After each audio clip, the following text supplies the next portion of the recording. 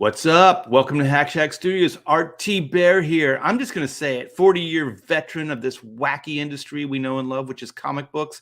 Most of my time has been logged in at Marvel and DC, probably even amounts.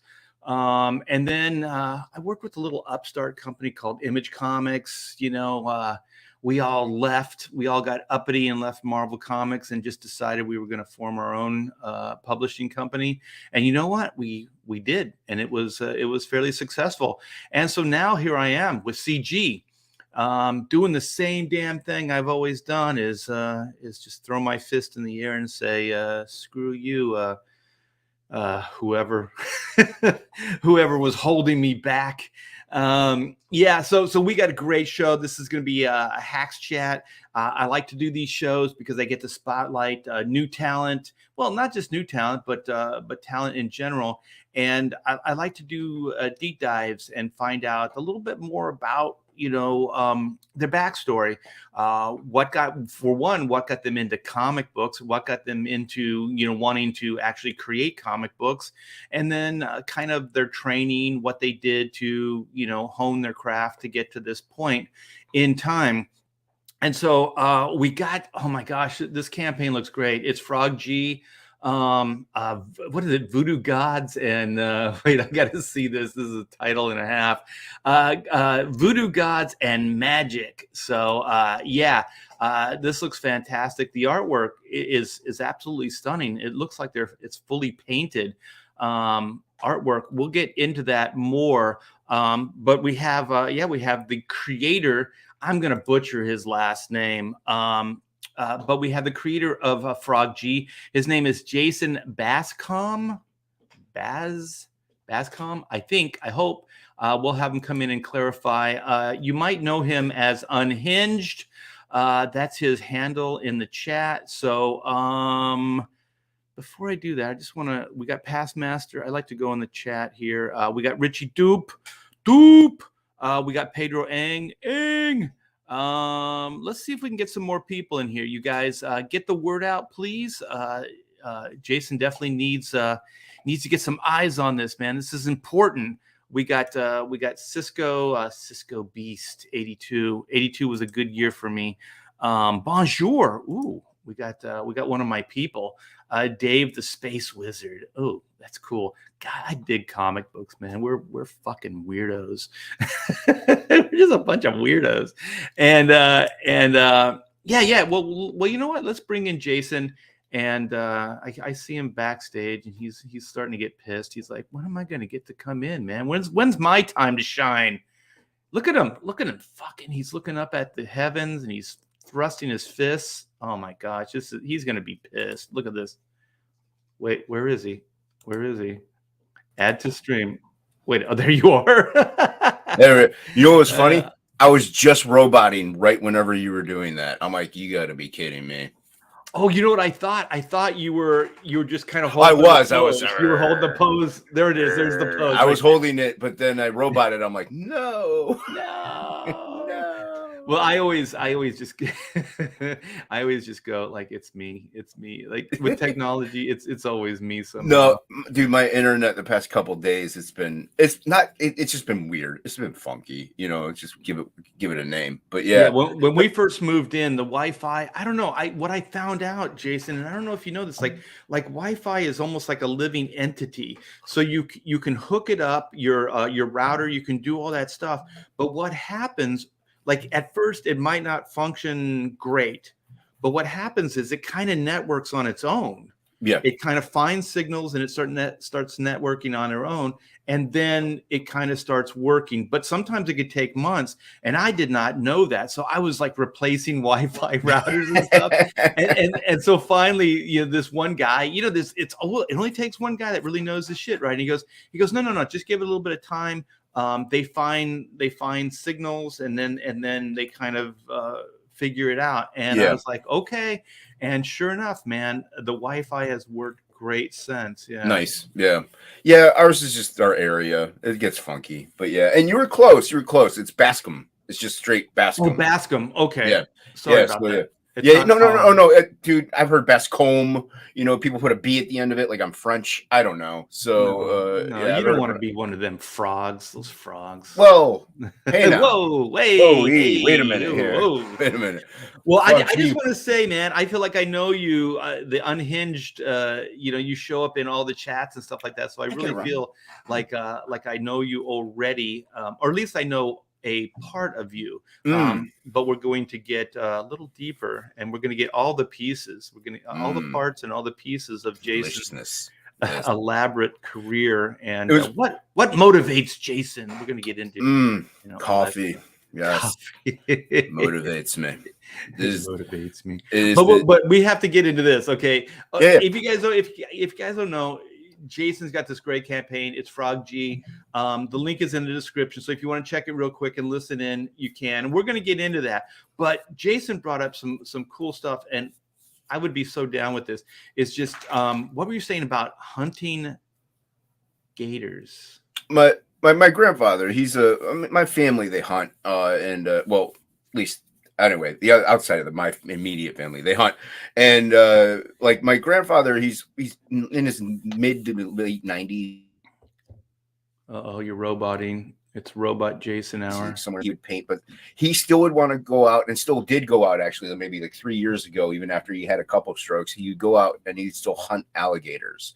Because he lives in Florida, so he lives in. So yeah, he would just go out with people, and they would hunt alligators. Now, granted, people would help him, through the areas and stuff like that. But yeah, he would still be going out hunting like gator. Like I'm like, dude, man, I don't even want to mow the lawn, and you're going out, like that's a man right there. Like that's somebody who just has pure gumption, pure love for life, and just. Yeah, but Jason, there's certain things that I just have a hate for, and I just want to eradicate off the face of the earth.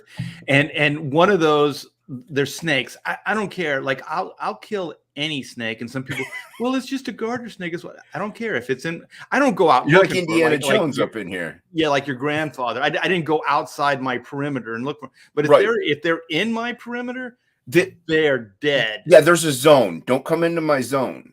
Yeah. Right. Oh, I'll kill mosquitoes. I'll kill spiders. I don't care. You're in my zone. You're going to die. But the thing is, I think I would go outside of my zone to kill alligators because those things scare the shit out of me, man.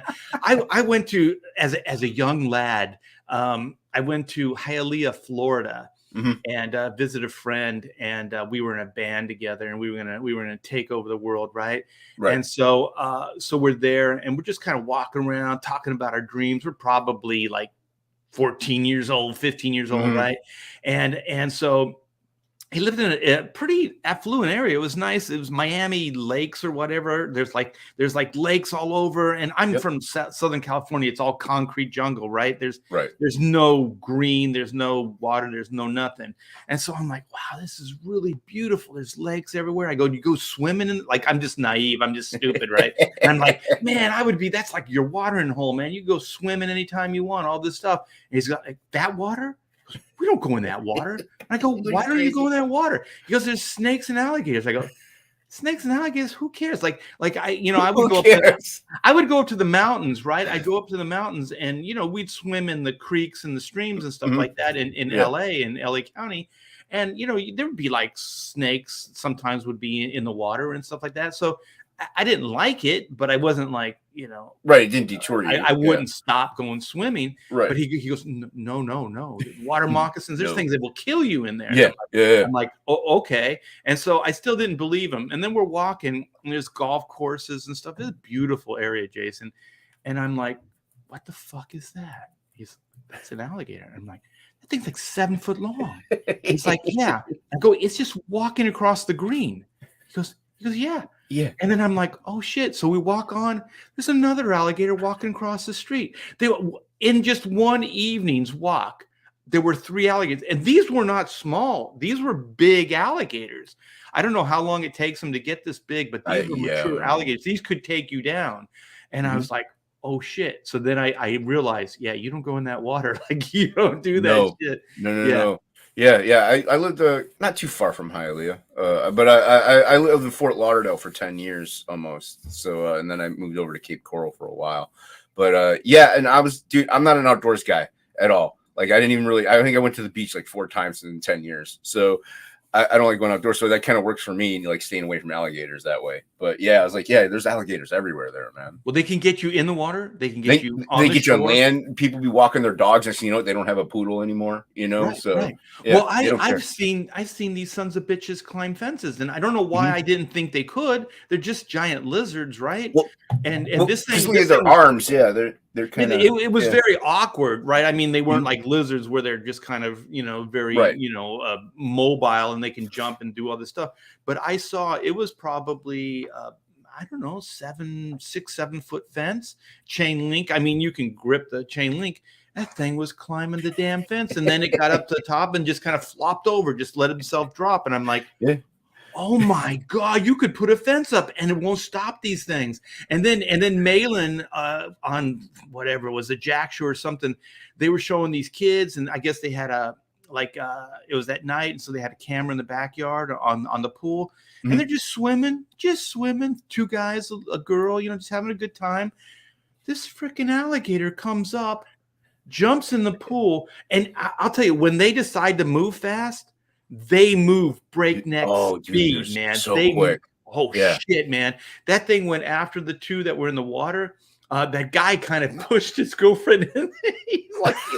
he's like, get that, And so she got bit, and then she worked her way to the side. They kind of went in different directions, but the alligator kind of kept coming towards her, and so one of the friends pulled her out. And now they got a freaking, like, it was at least a 7-foot alligator in their pool. And I'm like, no, yeah. freaking way. Nope. Yeah. Yes. Stay inside. They don't get you there. Well, when we moved from California, my wife and I were looking at all kinds of places, and Patrick Thomas Parnell was like, yeah, come out to Florida, man. It's great real estate, blah, blah, blah. And I'm like, yeah, but they got freaking alligators. He's like, so what, man? They don't bug you. And I'm like, I don't care, man. That is the Florida mentality, though. They're just like, yeah, whatever. Like, you know what I mean? Because they're so used to it. Yeah. But they're freaking like dinosaurs. They're like dinosaurs. Those are dinosaurs. Yeah, those are legit dinosaurs. Yeah, these are dinosaurs. Well, I'm gonna bring. Is this the actual Frog G? I see the, or no, that's your campaign. What is this right here? Add to stream. Oh, hello. Okay, I'm back. Hey, there he is. Hey, Frog. It's Frog Hey, G. Jason. It's the real Frog G. Yeah. That's Frog G. Yeah. Yeah. There's a little bit of lore behind the campaign. So yeah. You've heard of the real Slim Shady? Well, this is the real Frog G right here. So don't mistake. Mod extraordinaire. Yeah. Okay, well, you know what? Let's get into the campaign. Enough alligator talk, and let's give people a point of reference, because that artwork is gonna speak for itself, and then you guys can get into a little more detail. And the cool thing is, Frog G, you're the artist on it, right? No, well, Jason is too. You're the painter. Is that how? Jason's the artist. Inkspots is doing the coloring on it. I helped create the character. Okay, he's co-creator and promoter. Yeah. So Jason, you created it as co-creator, right?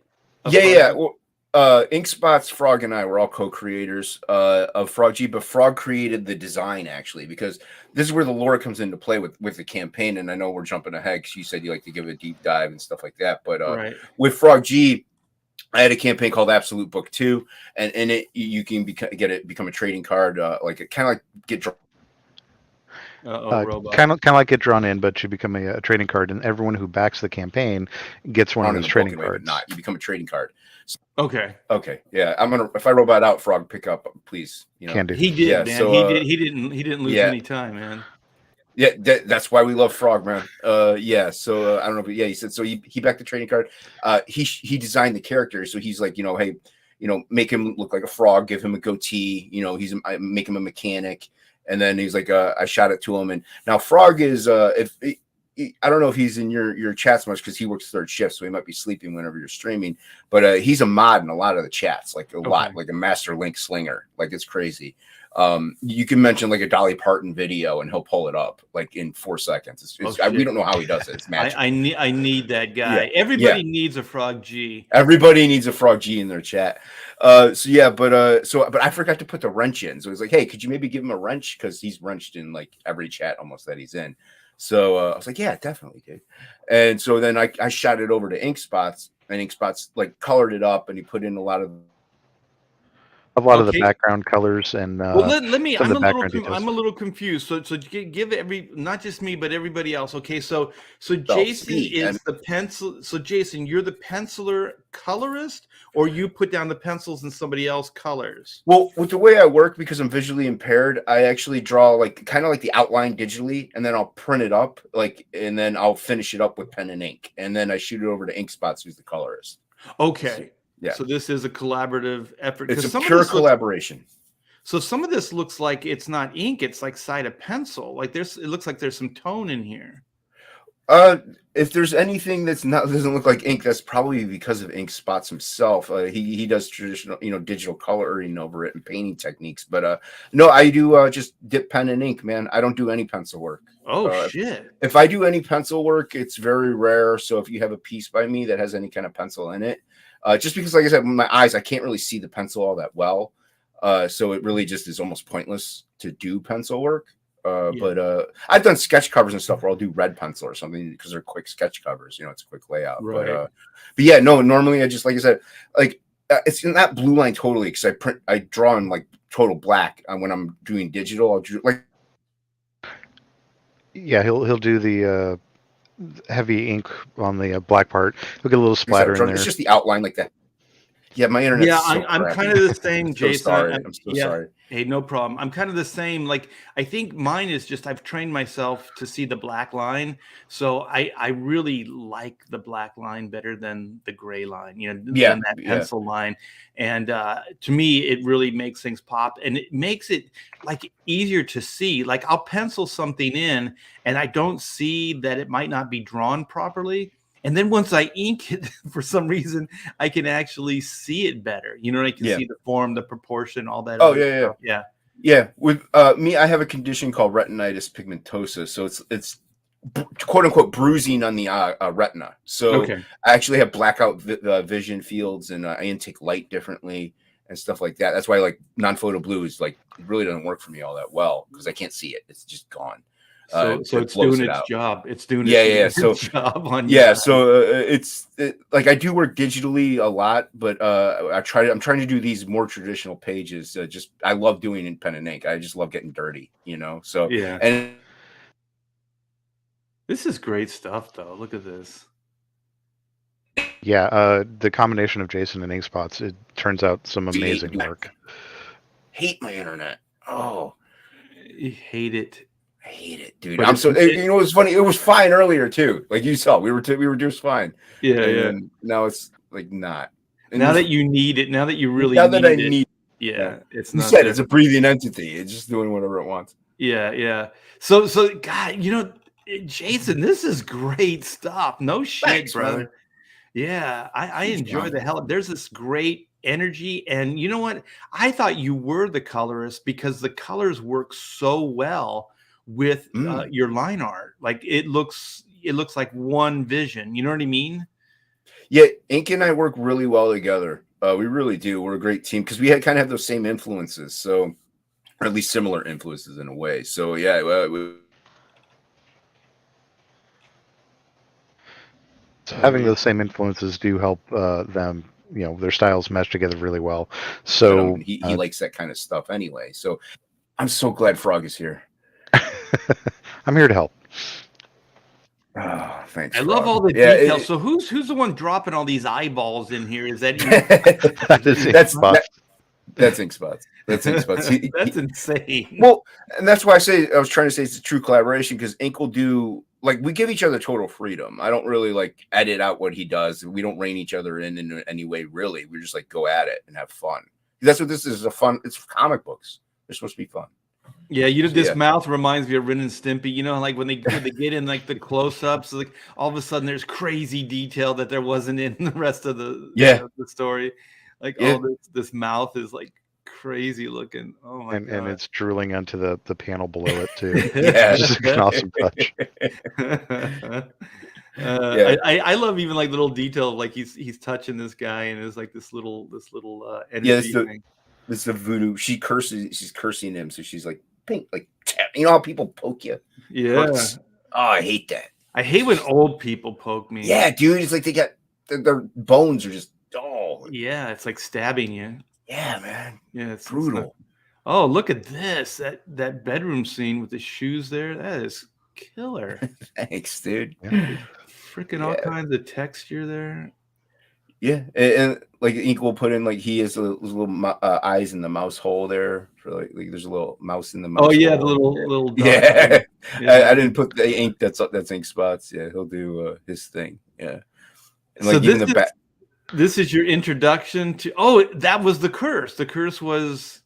That was the curse. Yeah, she's turning him into a frog, and then the reveal of him becoming Frog G. Like he's in the mirror going, "Ah, I'm a frog," you know. But we saved that because we had a PDF people got, and that was kind of like of the first 6 pages, so they got to see that reveal colored. It's in the I don't think it's in the updates. Oh my gosh! Look at the skeleton with the top hat. Yeah, that's all ink spots, man. There's a lot of stuff that Ink put in the background that just adds a lot of flavor, and it's great every time because I'll go over this several times and even I'll catch new stuff. Yeah. Just the amount of details he hidden there is really entertaining. Yeah, you're getting your money's worth. I have to ask, what is that? Is that a stick that he's holding up? Is he leaning on? In that she's leaning on it's an old lady and she's leaning on a stick. Yeah. Okay, it's like a crutch. Okay, yeah, it's like a crutch. Yeah, she's presenting herself to be old and frail. Yeah, so that's the voodoo priestess. She's like, oh, you know, would you have treated me differently if I looked different? So she's a shapeshifter. So because this is a fairy tale, it's a fantasy fairy tale. So that's what she really looks like. So one of her forms anyway. So yeah. Oh my gosh. So where are they at? Are they still in this frog guy's house, or are they in her house now? What was that? I cut out. They're in her house. He wakes up, he sees that he's turned into a frog, and he's like, okay, it was the old lady that turned me into this frog that cursed me with this. I need to go to her house and get her to change me back. Okay, so that's so this is him waking up. He's kind of realized that he's a frog, and so then he sought her out, and so then now he's at her residence, and then she's like this freaking crazy bohemian looking voodoo priestess with a belly button with an eyeball on it. This is crazy as shit, man. This is great stuff. Thanks, man. Yeah. We're having fun, dude. We're having a really good time creating these characters and adding little details and stuff to things. Man, you have to see if you can get that her scepter or whatever that thing is. You need to make those. I would buy one of those things. Look at how cool that is. Do you imagine if that was just like a transparent resin or plastic, the skull, and then there's a light in there, or even like one of those spinny things that like those toys, you know, the lights spin around and they like. Oh yeah. It would look like that. That is a great effect that Ink Spots put in there. That is very confusing, by the way, Ink Spots, because it should be color spots. It shouldn't. Well, he is an artist. Like he does draw. He's a very talented illustrator. Like he really is really good. There is actually you'll see some of what he does because there's a supplemental to this that he's doing the pencils for, and I'm digitally inking over. So he does throw his hand in the ring as well when it comes to drawing. Okay. Yeah. I like the shrunken heads in the back. This is great. Thanks, man. This is great. Oh shit! Look at this. He's like, you got to turn me back, lady. Yeah, you know what? Now I cannot. I'm going to hear your voice, Jason, every time this frog speaks. No, you should hear his voice. You need to turn me back. You need to turn me back, lady. That was pretty good, I think. I was dead on. That was quotable, man. So he's got. So I think what makes this is the damn goatee, man. That's Frog's idea, man. I was like, all right, a frog. Well, and Frog got his name not because of like CG or anything. You've had the name for a while, Frog. Yeah, that's Yeah, I just had that for a while. Came into CG, via one particular campaign, and just been hopping on streams as Frog G for a long time. Well, for this stream, I'm now G Bear. So I'm Art G Bear for this. I For like the it. sake of this stream. That last panel on this page, dude, that's freaking brilliant. Thanks, man. That's oh my gosh, what's his name? He's a heavy metal artist. He did Din, Corbin. I'm kind of getting some Corbin vibes. Like, I mean, it's definitely original. Like, but you know how you always try to like, oh, where did the influences? Where did this come from? And I'm kind of getting like, well, definitely some heavy metal vibes, but like a cartoony Corbin. That's the first one. Yeah, thanks, man. Yeah, this stuff is great. This that there is a beautiful supplemental cover by the great Matt Attack, double Matt Attack. That's Matt Barr and Matt Yackey. So, oh my gosh, you guys some so great good artwork. Yeah, so good. They're a great team. Yeah, and this is the supplemental. This is Ink Spots pencils, and then my digitally inks over top of it. So my campaign Absolute book 1 and 2, they were black and white. Ink kind of wanted to keep that vibe, so that's why he's having me digitally ink them. So.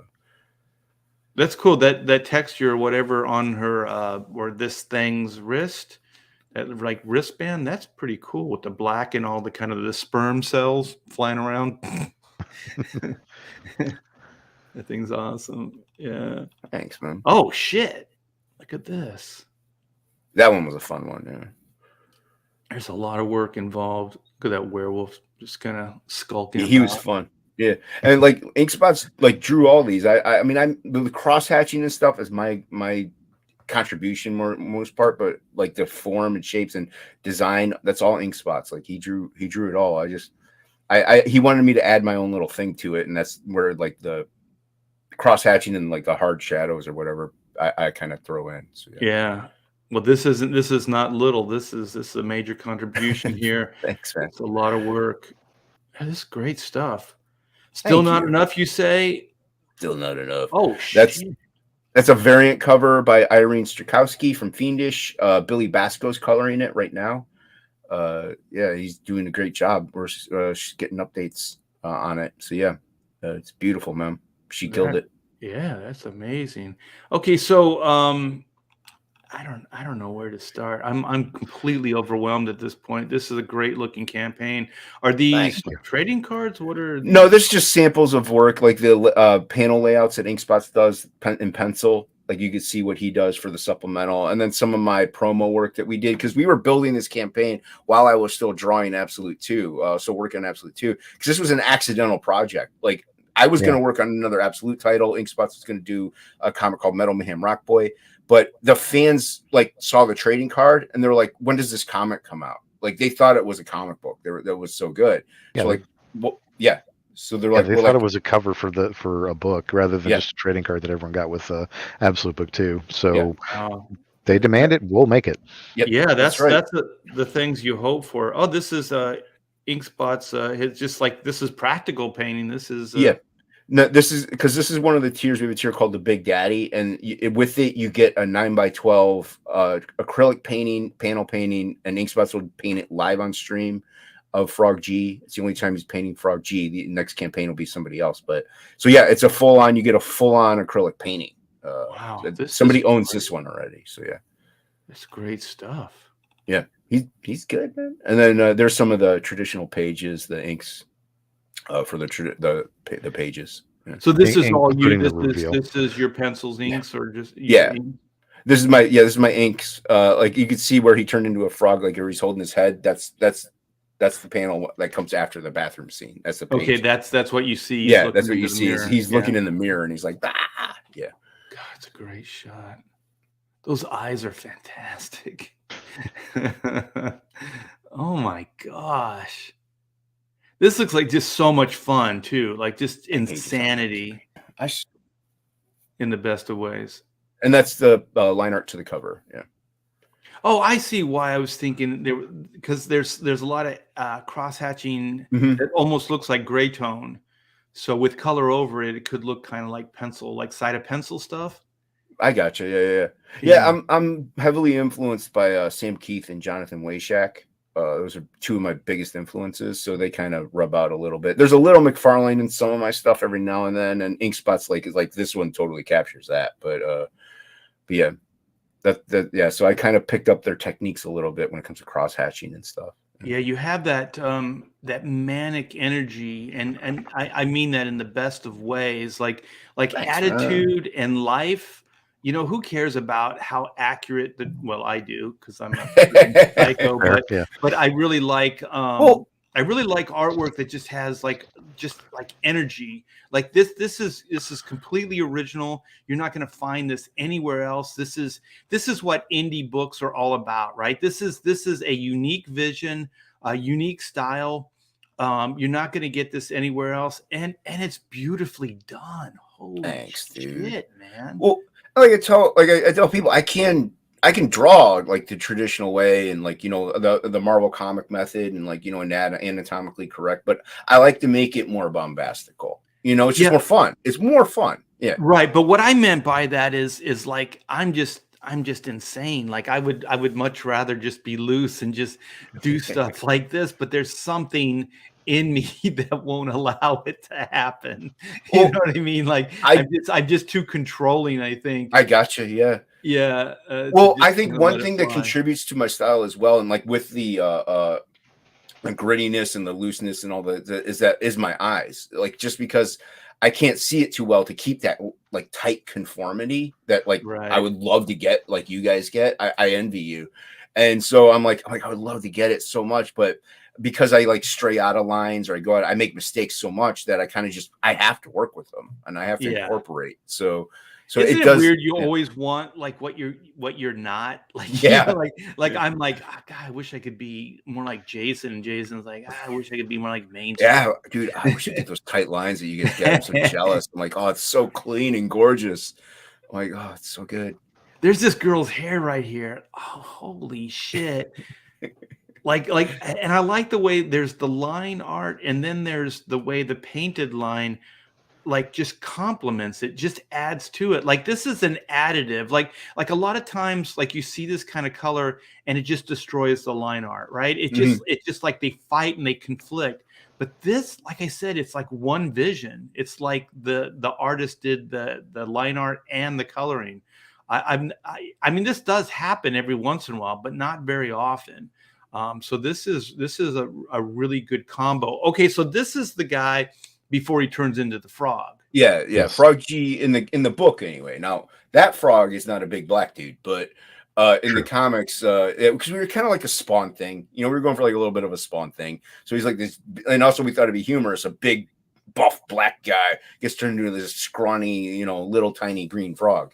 Right. So we just thought it'd be a funny contrast. So yeah. And then he's arguing with his fiance because she wants him, you know, to go to lunch with his family, and he's working overtime, and he's mad. He's like, I want to get you a ring, and blah blah blah. So it's just a quick argument, and then while they're fighting, the old hag is like, hey, I want my car, and he blows up at the hag. So that's why she curses him, because he's like, his temperament is just foul and that of a frog. So I gave him the tattoo of the frog on the side of his head just to kind of tie it all together to make her. What would make her think of a frog? Oh, well, he's got a frog tattoo on it. So, yeah, it's good storytelling. Look at this. Yeah, and so his partner looks like he's got a heart of gold, you know. Yeah, thanks, man. He's like, hey, man, don't treat your lady like that. Yeah, that's what I was trying to convey. Appreciate that you got that across. And then he's like, listen, man, I'm focused. I need to get her a ring. You don't know anything. Yeah. And then yeah, that's just good stuff, man. Thanks, dude. Yeah, I like the reality too. Like this old lady exists in this world. You know what I mean? Like this really weird, like, you know, freaking voodoo lady lives in this world. She's got a car. She needs it maintained. You know. Yeah. Well, and it's a classic fairy tale type story. You know, I mean, this is a fairy tale and a fantasy. So you know, a man gets turned into a frog. So, but fairy tales sometimes do start off in reality. You know what I mean? So they are sometimes, so fantastical creatures do exist, people. And they do exist in Frog G. In Frog G, voodoo gods of magic. Voodoo gods. And we have a gorgeous trailer by the great Pedro Ang. Well, you know what? One of you guys grab it, because I am very limited, and somehow I will do my best. This platform has changed, so I don't know how to run the sound. We can see it, but I can't play the sound. I will do my best, good sir. Well, this campaign looks great. While you're looking, you guys all go check it out. If anybody has a wrench, please post the link to Frog G. It is in the description as well. So if you want to click that, go check it out. If you like what you see, pick up a book, back it. It looks fantastic. How many pages is this? It's Frog G. And sorry for that. It's 48 pages in the main book, and supplemental adds a little bit more to that. Pages. Thank you, Frog. Yeah. So glad you're here, dude. Yeah. You know what? I'm sorry, Art. Jason, as soon as you go robot, and when you come back, the sound is kind of low, and then it goes really high. I'm sorry, Art. I really am, dude. Okay. I think it's hilarious. Yeah. It's no, this is like when I first started, I was like, oh shit, this was really embarrassing, and I take it real serious. And then I just realized that's kind of the fun of this, right? It's kind of the nature of the beast, yeah. But I mean, come on, dude. I am a fan, so I mean, like, I'm like boomer and everything. All right, here we go. You ready? I should be. Let me know if you can't hear it. Okay. Nope. No volume. You can't hear it? No sound? I shared audio too. You stupid. You know, like you said, they changed things up. Yeah, I don't know how to do it now. I'll figure it out eventually. There's a window you click, and I clicked it. It's just being stupid. Is the window in StreamYards? Do you use StreamYards or? Yeah, I'm using StreamYard. But there's that box you check down here. It says share. It's right here. Is that in settings? Hold on, I clicked. I'm gonna try this one last time, and if not, then no. It's right when you go to share it. There's a little box. I might have hit the wrong button because I'm blind, but share tab, share Frog G. All right, let's try this again. Okay, here we go. We've all read. Yes. The brave hero conquers the diabolical villain and rescues the damsel in distress. But this is real life, and in real life, stories don't always have happy endings. Frog G, the story man turned into a frog by a voodoo priestess sent on a mission to kill a god by death itself. Now our hero must roam the underworld to regain his humanity and win back the woman he loves. Oh, that's great. That's great. Is that Pedro who did the animation? Yes. Oh yeah, dude, that's Pedro, and then you got Death Metal Hero doing the voiceover. Doing the voice. Yeah. So yeah, it's a great animation work. Thank you. Yeah, I was looking for words. Yeah, like this CG community is amazing. I really do think that we've just seen the tip of the iceberg as far as the talent, that we can do beyond comic books. Like Pedro brings animation to the mix, stuff like that. So there's a lot of musicians in CG. There's it's crazy. There's animators, musicians, sculptors. Yeah, there's all kinds of different people. Name it. People here. Are you a musician, Jason? No. Nah. I wanted to be. I hang out with musicians like a lot. Like I would do band flyers and stuff when I was younger. For my friends and stuff, and I still do actually. I just friend does I don't know if you know the band. They're pretty heavy, but a band called Acid Bath. There's a tribute band that they do called Acid Bath, and I do their flyers and stuff, and they're pretty gnarly and out there, and they let me have full freedom. So. But I just recently did one this year, so yeah. I love those tribute bands, man. There used to, when I lived in LA, there was a band called the Atomic Punks, I think they were called. Nice. And they were like a Van Halen tribute band, and they were so good. The guitar player ended up touring with David Lee Roth as a guitar player, and those guys are what became Steel Panther. Those are the Steel Oh wow, Panther really? guys. Yeah, they were a Van Halen cover band. Oh, that's pretty cool. You can see it, right, when you look at now that you say it. that guy's David Lee Roth. You know, like you can see it in those. But they kind of did the same thing where they wore wigs, you know, and they looked like the Van Halen guys. And so they not only played the music to a T, but they also looked like those guys and acted like them. And then I saw a triple bill. I saw, what was it? Cheap Chicks. They were a girl band, and they covered Cheap Trick songs. Cheap Trick, yeah. They were called Cheap Chicks. And then there was a band called Moving Pictures, which was a Rush tribute band. And so I'm like, those guys look familiar.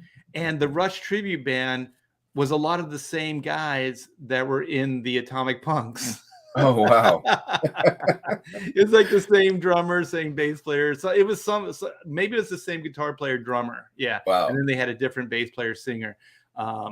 For that band. And I was like, oh shit. And you know what? I had never heard that song. I don't know if you're a Rush guy, but there was a song called, it's Rush. A weird ass song. I think it's called Trees or The Trees.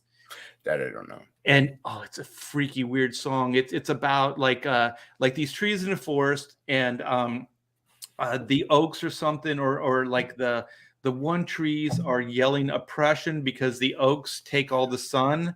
Like it's some kind of like political like freaking drama, right? And so then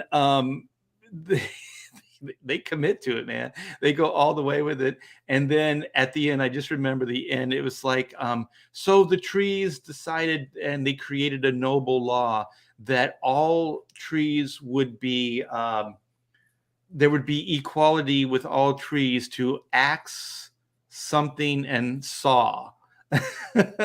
And that's the song. And I'd never heard it before, but I heard it live. And I remember talking to my friend because he's a bigger Rush fan. And I go, is that a real song? He goes, yeah.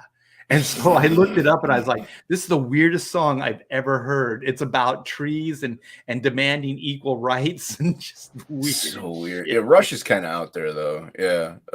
But lyrically anyway. Yeah, well, Godsmack, they started off as a Alice in Chains cover band. Oh, really? So, I didn't know that. Yeah, the Godsmack is an Alice in Chains song. So yeah, that's where they started out. I'll tell you, Alice in Chains is a majorly underrated band. I thought at first they were just kind of like a Guns N' Roses knockoff. I can see it. I can see like hey, you know, like all that kind of like Mr. Brownstone kind of voice and thing.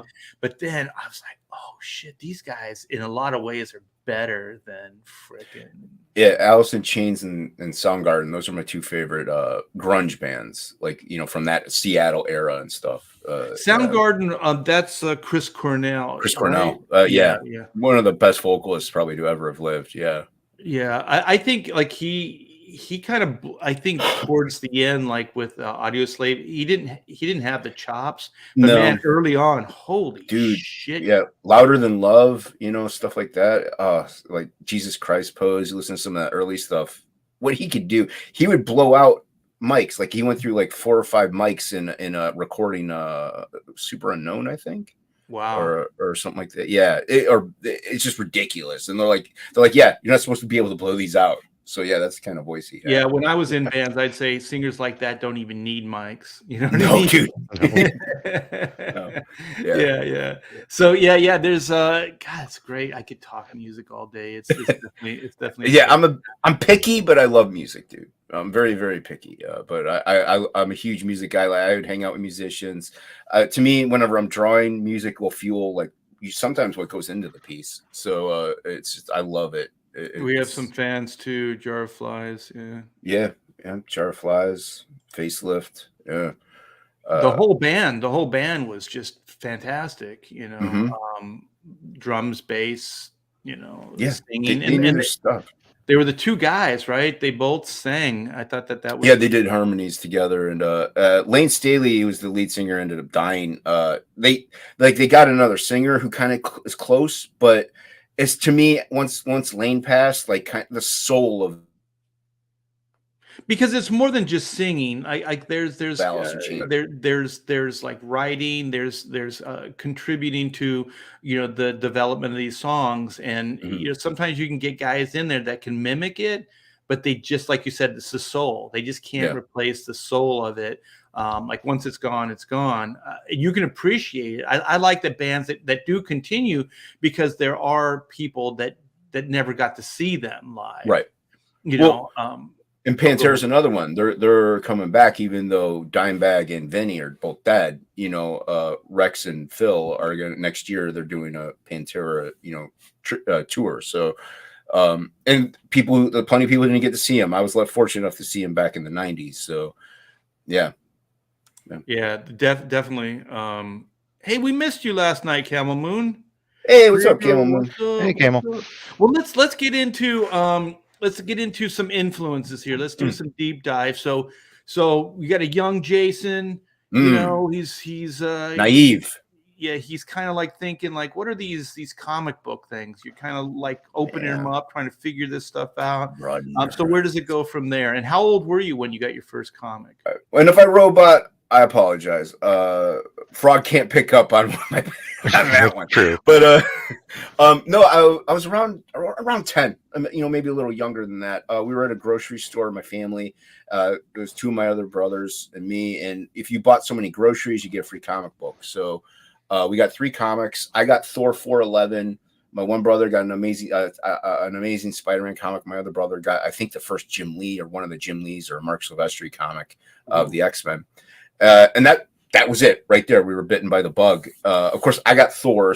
But when we were growing up, it wasn't like, hey, we are all collecting, let's read each other's stuff. It was like, no, this is mine. That's you collect, you collect. I collect what I collect. Stay away. So I kind of got I was the younger brother, so I kind of got the throwaway titles like Thor, New Warriors. But that was Walter Simonson's Thor, right? Well, I started with Ron Friends. Okay. Yeah. So, but I tell everybody, I was kind of fortunate because most people don't learn to appreciate Kirby until they're later in their years.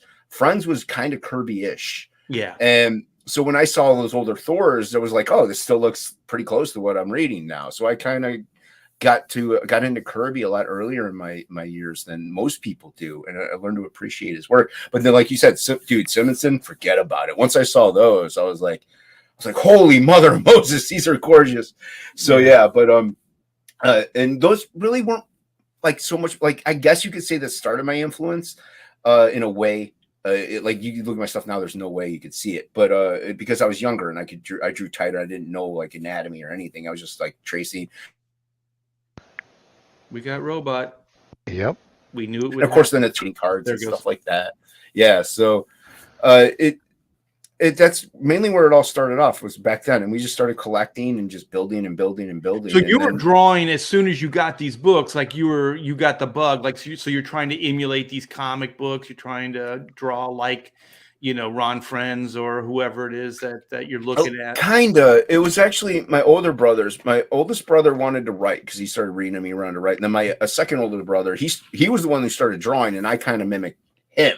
Because I was younger and I was looking up to my brothers, but I was like, oh, I like comics, I like drawing too, I guess, because you like drawing. So that it was kind of the combination of the two, and so I like, he would eventually draw stuff later on in years. He would draw stuff and I'd be like, hey man, can I ink over a couple of them? And so he would kind of show me like, hey, this is how you draw a head, this is where you draw a body, a little perspective. Like he would help out quite a lot. So he was kind of like my first mentor when it came to actual learning how to draw. Robot. Yep. We have might have to screen caption that one. There he is. He's back. Yeah, I'm back. Yeah. So my like I was saying, my brother, he taught me how to draw. He was showing me the ropes and stuff like that. And so we were gonna all kind of do our own thing, and it was gonna be fun. But yeah, so if it wasn't for him, I wouldn't be here. But yeah, that's what influenced us at first, was those first few comics. And that's different. Then of course, when we grow older, we were like, okay, I'm gonna start buying some McFarlane stuff. I'm gonna start buying some Silvestri. I'm gonna start buying some Lee, even though you didn't collect it. And now, dude, forget about it. That's all I'm doing. I'm buying all those past issues.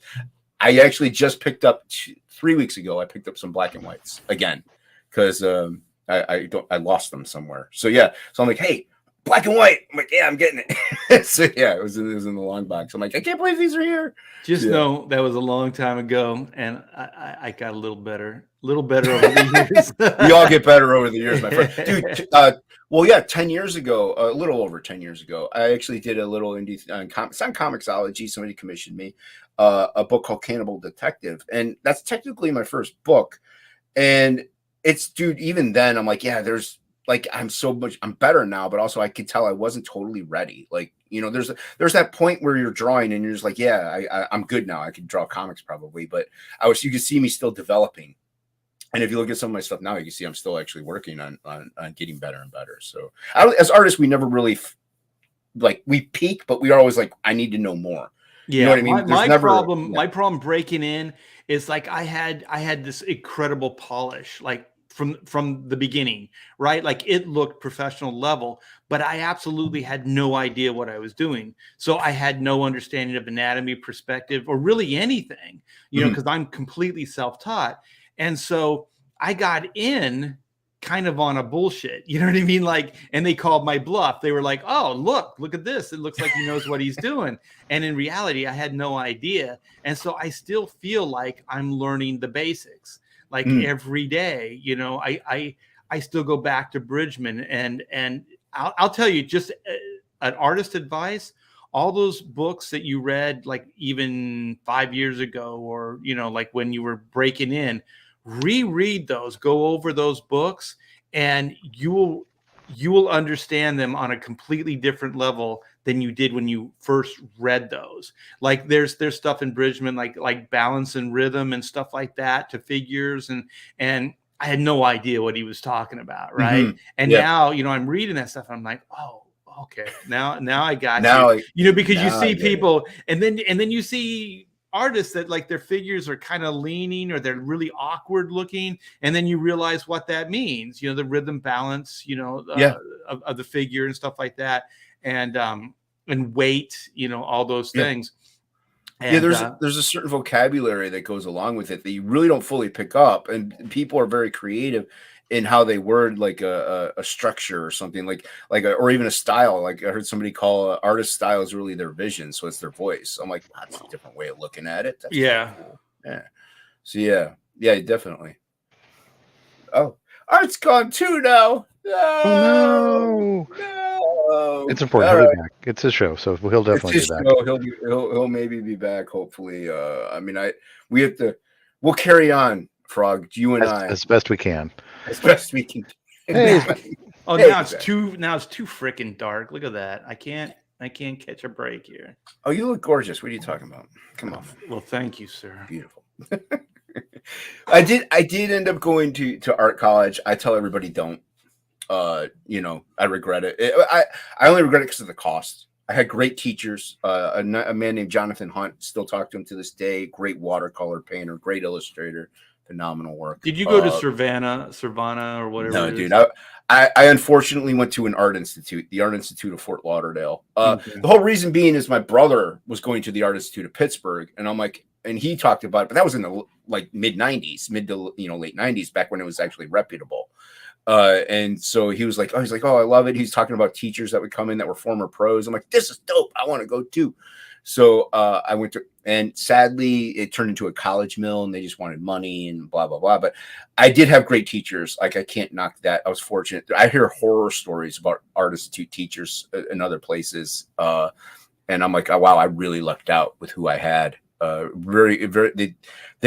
they can pick out the people who were actually there for the artwork and not there because mommy and daddy wanted to send them somewhere. Right. So, and so we were one of those, like I hung out with a couple friends of mine, and like the teacher saw, like, these guys really love this stuff. They really are, there's talent there, and they wanted to hone it. And so I did learn quite a bit actually from them. I only regret it in the regards of the cost, because of it, I'm crippling student debt. So I still live with mother, when I'm in my 40s. So, hard times, and being disabled doesn't help either. So, yeah. But I tell everybody, dude, like nowadays, especially, go on YouTube. Like, you could learn how to draw or ink from Art to Bear. Like, because you're there. You could watch you ink. You'd be like, oh, I see what he did there. You know what I mean? You could learn to draw from David Finch. Yeah. I always say this, like books do help because they give you a point of reference. Mm-hmm. But everything you need is there. Like, you have eyes, you have hands. You just look, observe, and then just ask yourself questions. Why and how? Like, why is that? How is that? Like I just find myself even today, like you look at things, and then you go, well, how would I draw that? You know what I mean? Like, how would I draw that tree? How would I draw that car?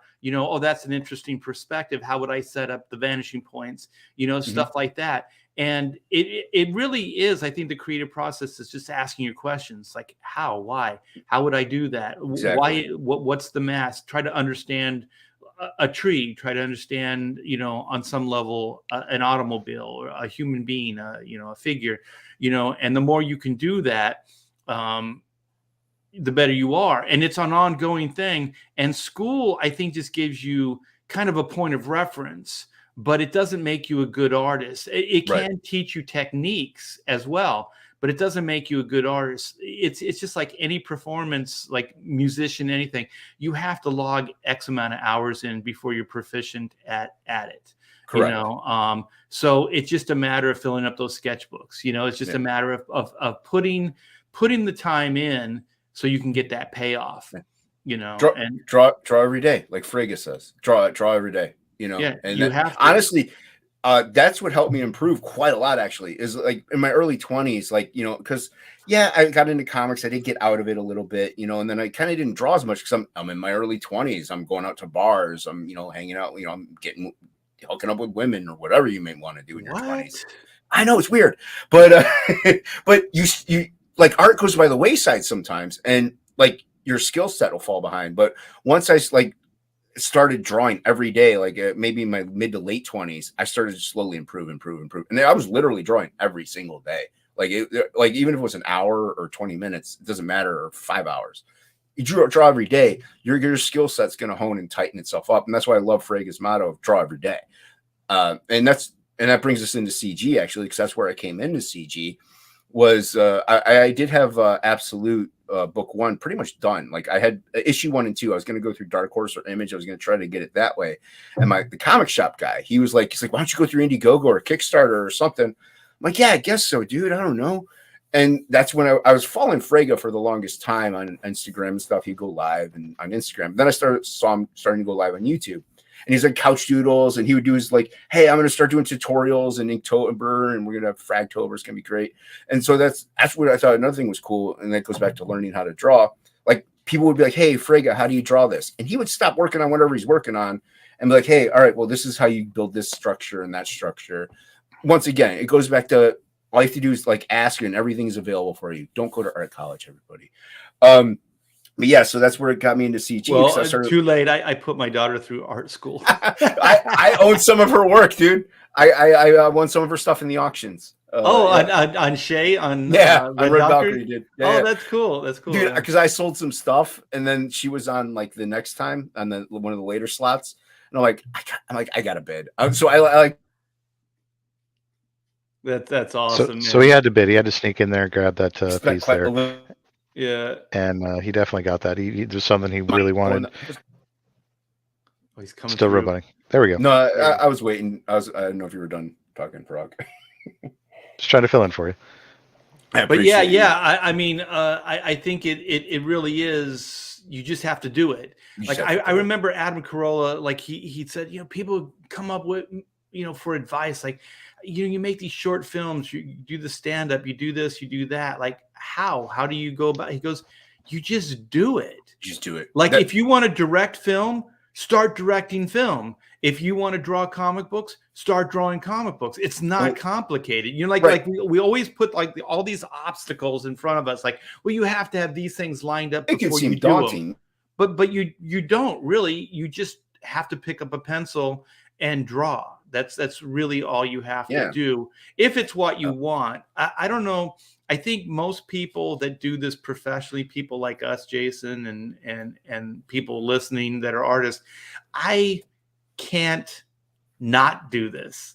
You know what I mean? Like I have to do this. I'm possessed. Like this is like some voodoo priestess came in and cursed me and said, you're going to fricking draw comic books for the rest of your life and you're going to enjoy it. It's a weird passion. It really is. Like I said, I love doing like the band flyers and all that stuff and like album art. I love it, but there's something about comics.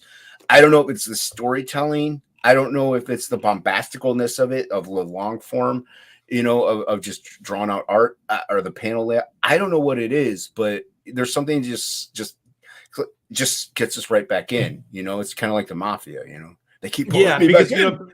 People are like, well, you just have to draw every day. It's like, I just do it. You know what I mean? Like, I don't have to remind myself to draw every day. I just, this is something I look forward to. This is something I want to do. So that's what I do.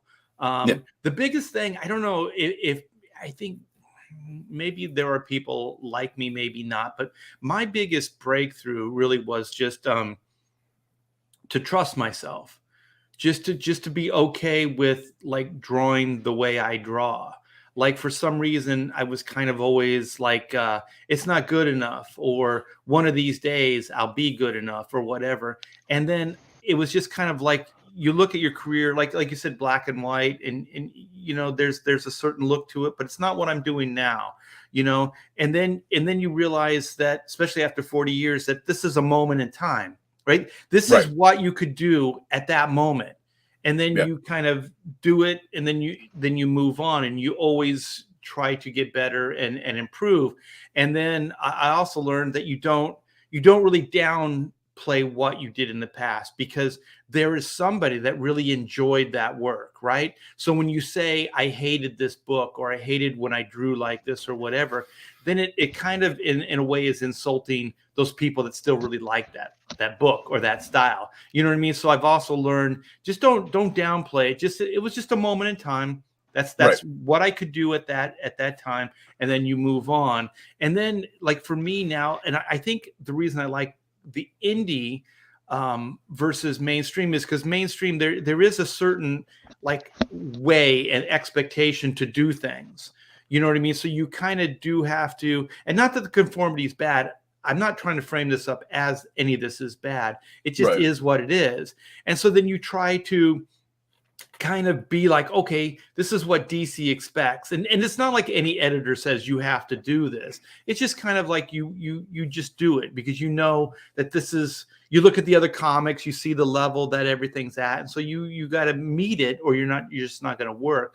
But in the indie, like, I'm like, I can do what I want to do. Yeah. You know what I mean? Like, I don't have to get hung up on like a preconceived notion or this, that, or the other thing.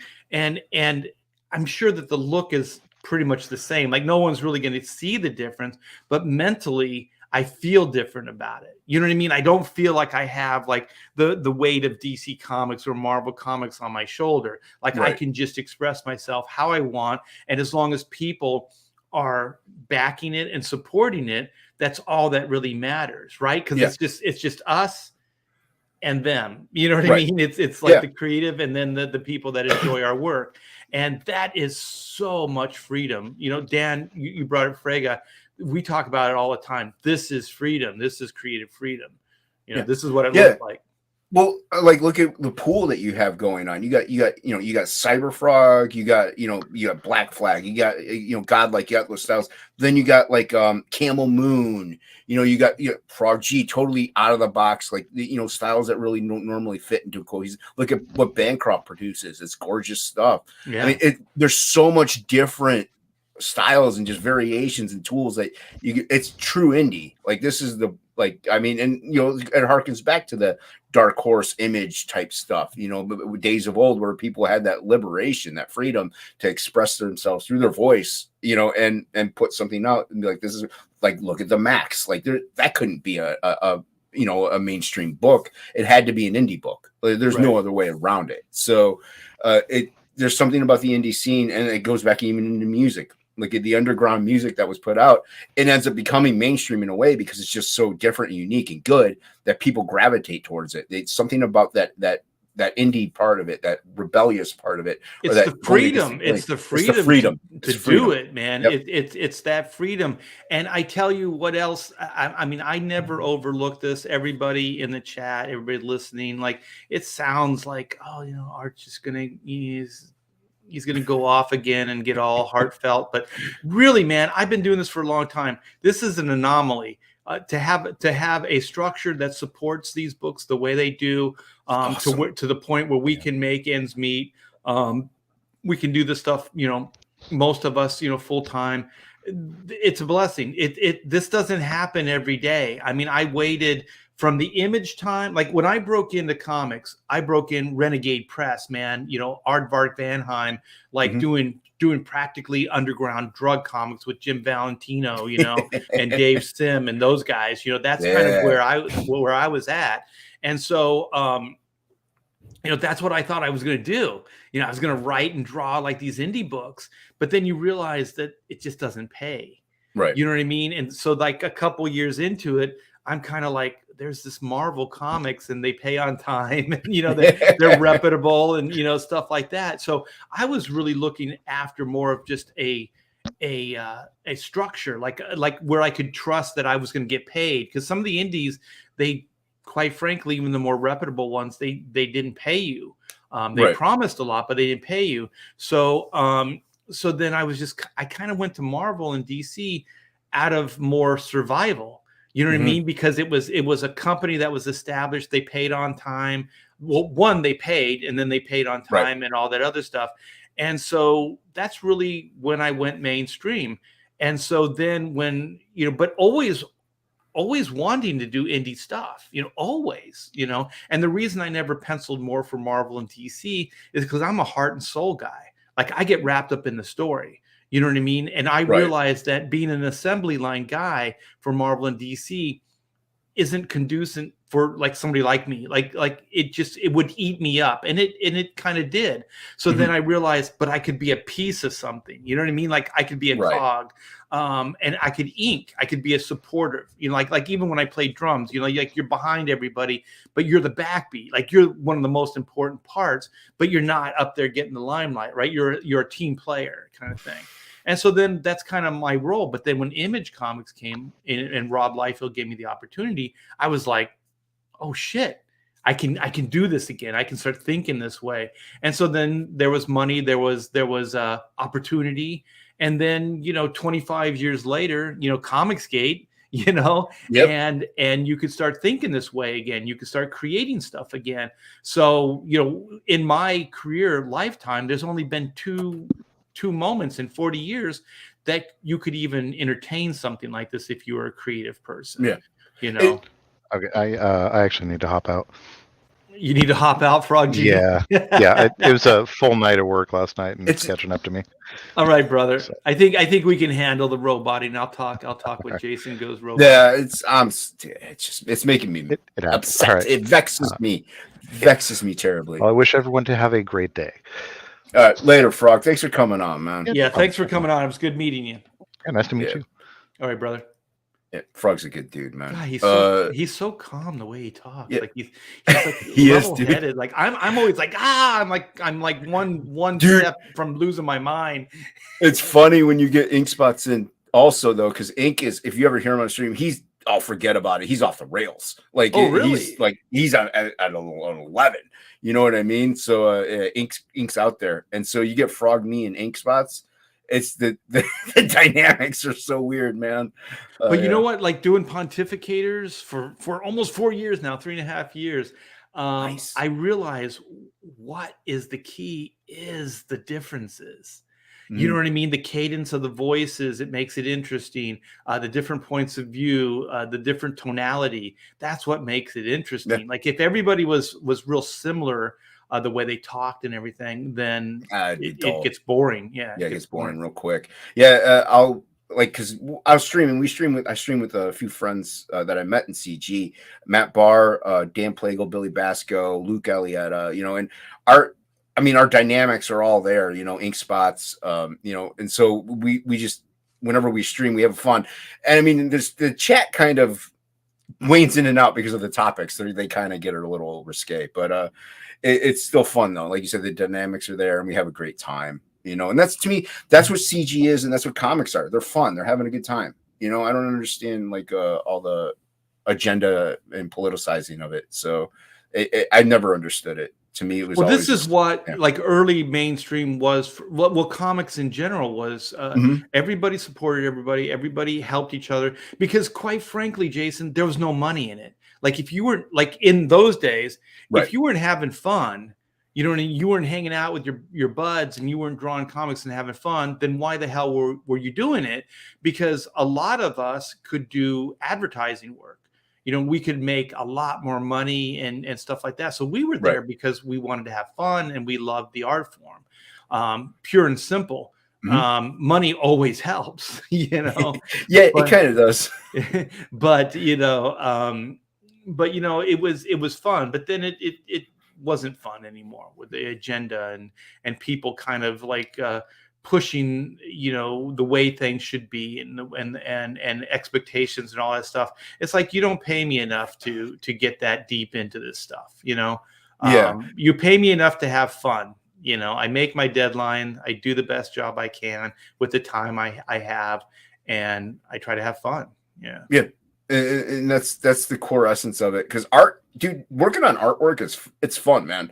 Like I like you know, you start off and you're like, oh man, I got to get through all this stuff to get to the end. But once you get to the end, the process that it took, and like I said, I'll have ink all over my pants and hands because I'm having a good time slinging stuff and just going gritty at it. And that's what it should be. That's what the essence of it should be. You know, and yeah, like, you know, like even getting those fine lines in there and like focusing in, that's fun to me.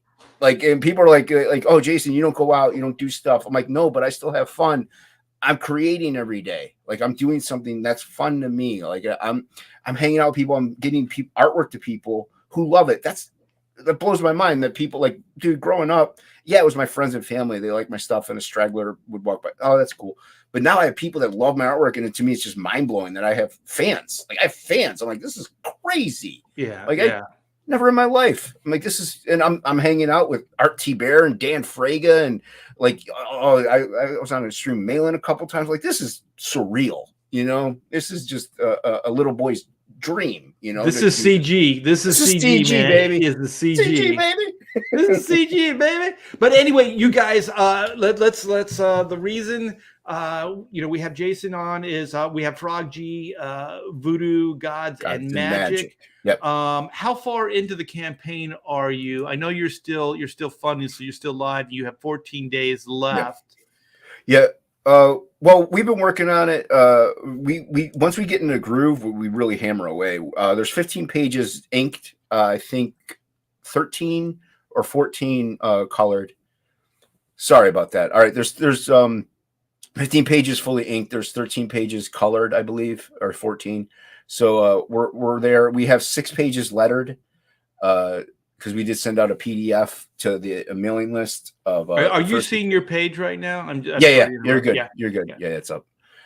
Yeah. So and the thing is, like I said, once we start like fully going in, we get into this groove, Inkspots and I, where we just hammer pages out. So it is projected to fulfill October of next year. That's a worst case scenario. We're really hoping to fulfill during the summer. Yeah, but mainly what I was talking about is the campaign itself. So you're 14 days left. How far into the campaign are you?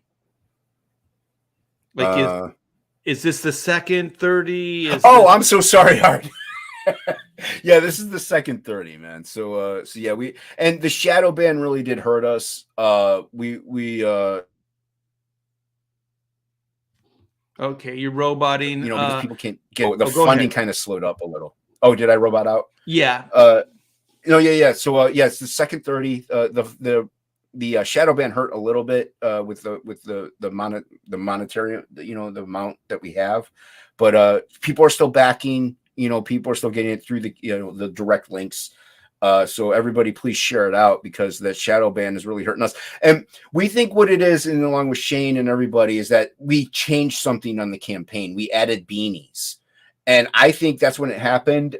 We also think, we thought at first it was because we were on with Andy Smith, and Andy Smith was targeted at one point, you know, by stupidity of him having a joke. Like he was trying to have a sense of humor. With the taco kids? With the taco kids. Yep.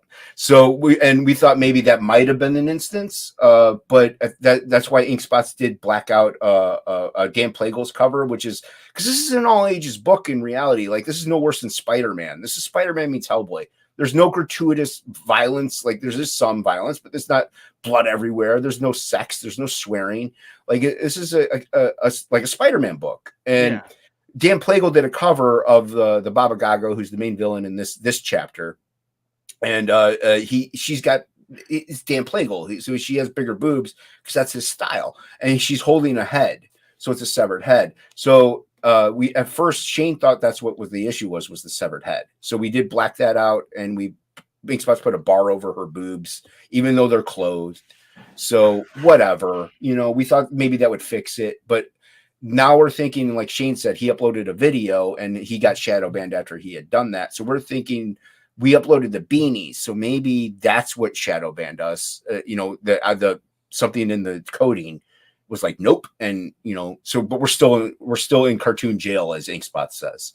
So get the word out there, because this is it'll go in demand. You can still get it, but the more money we get in, the better book 2 will be, because we're gonna that's the cover I was talking about, which is gorgeous. Plago's artwork is gorgeous. He's gray tone. But like Disney sells like Nightmare Before Christmas stuff. I mean, this is no worse than that. No, and there's no gore. There's no blood dripping down from her hand. Like, you know what I mean? It's not insanely violent. It's just I mean, it's fantastical. It's a fantasy creature. It's Brothers Grimm. It's not that bad at all. And so we did that as a safety precaution, because that's what Shane thought it was at first, was the severed head. And so what kind of upsets me about, what does upset me about this is, like, if there really is a problem, this is the thing. I see it more and more, and I think it's internet and being distant from like people face to face, is that they don't tell you reasons. Like, it just happens, and then you're supposed to kind of figure it out. And if this indeed was because of a cover or content, just tell the creatives that that's what's going on. But they don't have the manpower. They don't have, you know what I mean? So it just kind of like gets flagged, and then they're just like, boom, and then it's up to you to figure out what the hell's wrong, unless you contacted them. But even when you contact them, they don't get back to you, like, at all. Ink Spots and I have been bugging them for a long time now as to why are we shadow banned? Why? We have not gotten a reply on any of it, and I don't think Shane has either. So but once again, that comes into word of mouth. Everybody needs to share out the link, share out Shane's link, share out my link, share out those shadow ban links, and the mods in the chat. Thank you so much. Without you guys, we wouldn't be getting backers still, because you're dropping those links. So it is, and that's where the scene really comes into play. The love of comics and the love of that underground. Hey, you won't stop us, even if it's a coding thing, or if it's an attack on CG, whatever it may be. Screw you guys. We're gonna do what we're gonna do. Can't stop, won't stop. So we're together on this. And I want to ask you, like I'm still a little naive with things, but okay, so I know what shadow ban like on the internet is, but like, what is a shadow ban on Indiegogo? Whenever you go to the Indiegogo website, if you search Frog G, it won't come up. If you go to Google, you search Frog G, Voodoo Gods or Voodoo Frog G, it won't come up. Like, they ban it, like it's shadowed from the internet pretty much, and the only way to. But it doesn't get dropped from the Indiegogo page. Correct, because the one, if you get a direct link to it, you could go to it just fine. They don't drop it completely; they just hide it in the shadows. So hence the shadow ban. I see, because that's what I was like. They're messing with your commerce. They're messing with your money. Because I was thinking that they were. Well, no, I thought they were actually pulling it from their site. Like you couldn't see it on their site. But what it is it's from social media. Like you can't, like you said, Google search it. You can't do that. Or it doesn't show up in their hot picks or any of that other stuff. Correct. It doesn't get featured. I know Kami Mark had a problem with not Daredevil. And they banned that one. I even think they held money from him until he fixed the issues. So, and I get it. It's their website. They can do what they want almost, but it's still censorship to a way. It's of course. Yeah. And I hate censorship. That's one thing I'm very adamant about, actually, is freedom of speech and censorship. But the thing is, this is where I'm at. Like, let's just handle this like human beings. Like, if you have an issue, contact the creator and say, these are the issues. If you don't pull them down, then you will be banned, because at least you You know what I mean? Like I'm a parent, right? You can't punish your child unless they know the parameters, unless they know that they did something wrong, right? Otherwise, you're just kind of going around and just like, oh, I think dad's going to be mad at me if I do this, right? Walking on eggshells. Yeah. Right. If you say, don't do this, and they understand it, and then they do it, then they did break the rules. But if you don't know what the frickin' rules are, you don't understand that, or you're not warned previously, then it's chicken shit. You know what I mean? Like it's bullshit. We got some roboting again. But anyways, you guys, I'm going to use this opportunity. The link is in the description. Frog G, Voodoo Gods, and Magic is in the description. Click on that. Go back it today. The campaign looks absolutely fantastic. Give me better internet. Yeah, Jason's got to make up for a little bit of lost time, the lost bandwidth.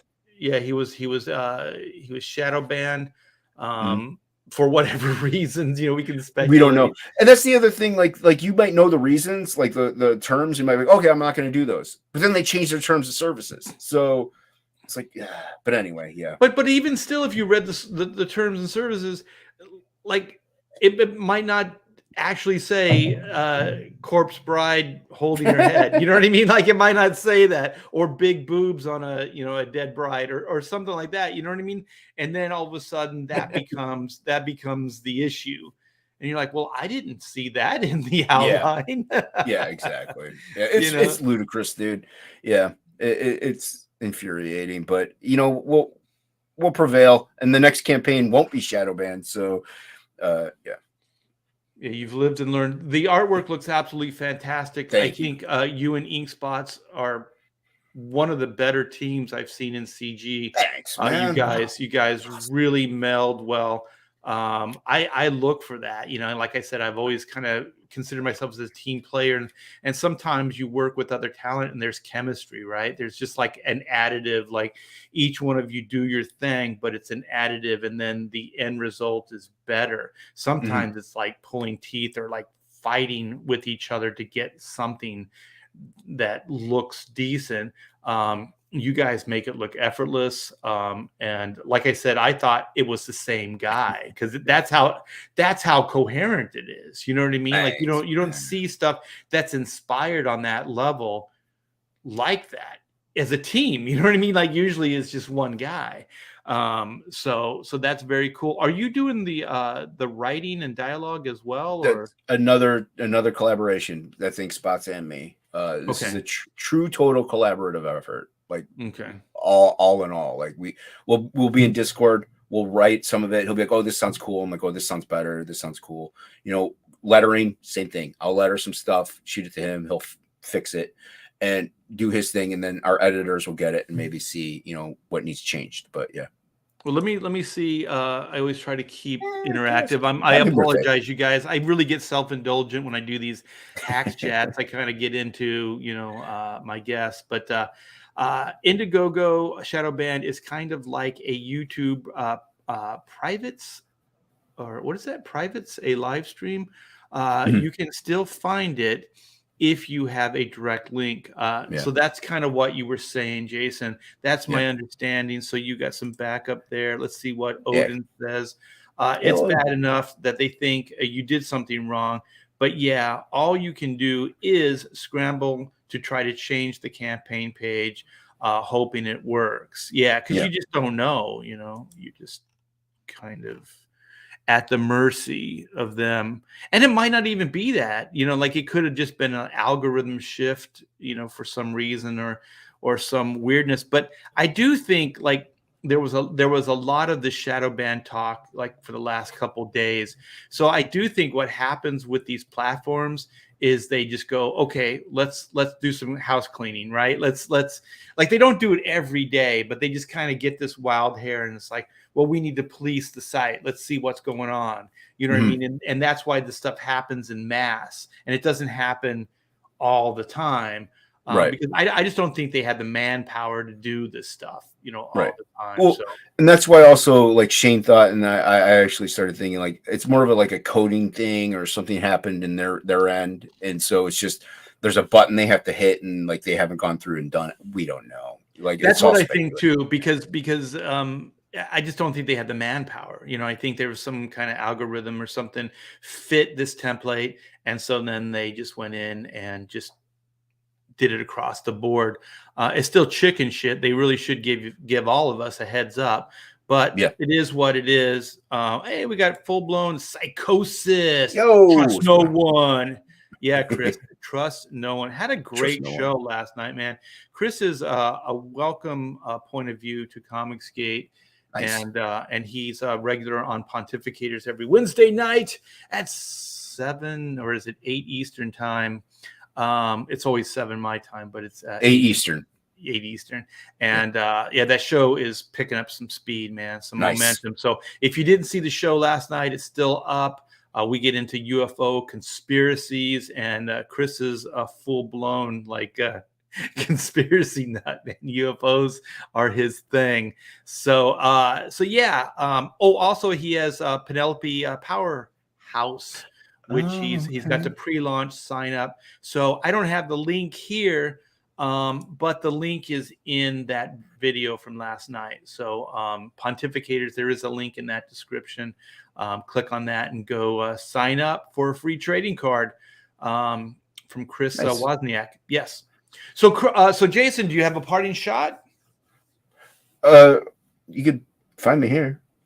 You can find me and on YouTube, though. I'm at Unhinged on YouTube. I do a show every Tuesday. And then Robot. Okay. 9:15 p.m. And back Frog G, everybody, and Hail CG, Can't Stop, Won't Stop, Crack Back, Bow. Yes, indeed. And like I said, Frog G is in the description. Black and White is in the description. We're still in demand, and we're still getting backers every day. You guys are the best. Thank you so very much. CG forever. This community freaking rocks. I've never seen anything like this in my life. And let's keep building, man. Let's keep supporting not only the old timers like me, but the new voices that are coming in, like Jason and Frog G. So thank you so much, Jason, for coming in. Thanks for having me, man. I appreciate it a lot. Hey, no problem, man. You were a joy to talk to. Thanks to everybody in the chat. If you could give this a thumbs up before you depart, even share this out, because I'm sure people would love to hear Jason's story. And everyone have a fantastic day. We'll talk to you later. Bye.